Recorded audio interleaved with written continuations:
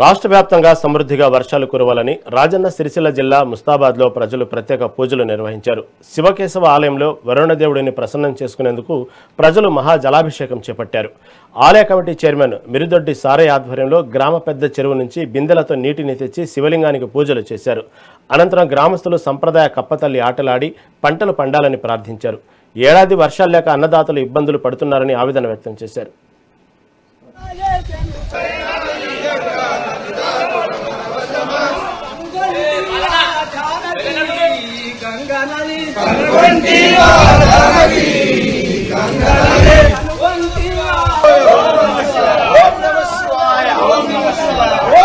ఓం నమః శివాయ.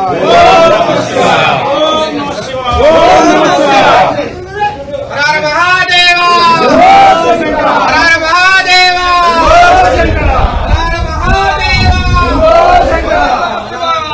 ఓ శంకర, ఓ శంకర.